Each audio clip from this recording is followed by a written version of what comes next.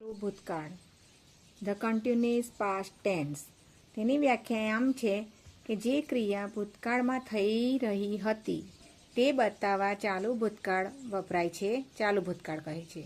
હવે એની રચના એવી છે કે આપણે જેવું ચાલુ વર્તમાનકાળની વાત કરીએ એના કરતા લેવાનું છે.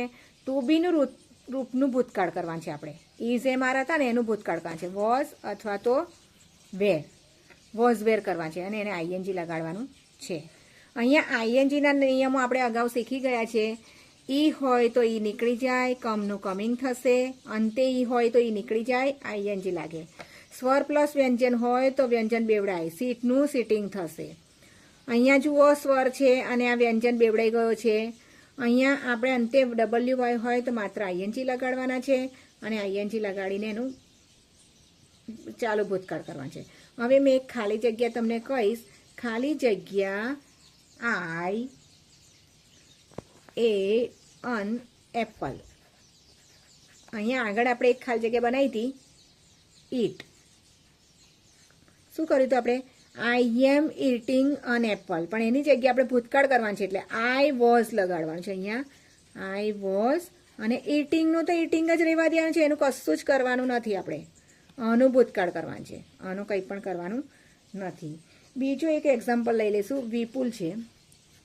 વિપુલ ખાલી જગ્યા ધ બોલ. વિપુલે એને કેચ કરે છે બોલને, તો આપણે અહીં કેચ લઈ લઈશું. વિપુલે કેચ કર્યો છે તો વિપુલ કોણ છે? એક વચન છે એટલે આપણે ઇઝ લીધું, ઇઝ અને કેચિંગ કરી દો. ના સોરી, કે વિપુલ ઇઝ આવશે તો અહીંયા આપણે ઇઝનું વોઝ કરી દો. અહીંયા બે નામ આપણે લઈએ છીએ, Nita and Mita. Nita and Mita, are આવે ને એની બાજુમાં એની જગ્યાએ આપણે વેર કરી દો, વેર. અને પછી અહીંયા આપણે એના માટે લખ્યું છે ગો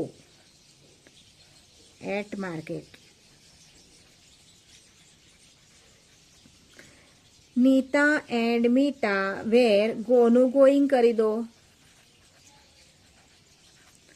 જોયું મિત્રો, આપણા આના આઈએનજી વાળામાં કોઈ બદલાવ થતો નથી. માત્ર ને માત્ર વોઝ વેરને જ આપણે ભૂતકાળ કરવાનું છે.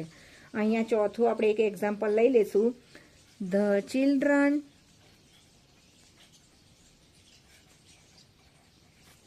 ખાલી જગ્યા ઇન ધ ક્લાસ સાઉટ. બાળકો બૂમો પાડી રહ્યા છે. બાળકો બૂમો પાડી રહ્યા હતા. બાળકો બૂમો પાડી રહ્યા હતા. તો આપણે આ બહુવચન છે એટલે વોઝનું વેર કરીશું. આપણે હતા આર છે તો વેર કર્યું અને અહીં સાઉટિંગ કરી દેવાનું છે. બસ આ રીતે જ દોસ્તો ખાલી જગ્યાઓ કરશો અને પૂરેપૂરા માર્ક્સ મેળવશો એવી શુભેચ્છા. અને આ તમને ચાલુ ભૂતકાળના નિયમમાં કંઈ ખબર ના પડી હોય તો ફરીથી કોમેન્ટ બોક્સમાં લખી બતાવજો. હું ફરીથી તમને સમજાવીશ અને સરળ રીતો તમારી માટે હજુ પણ આગળ વિડીયોમાં લાવીશ. Thank you.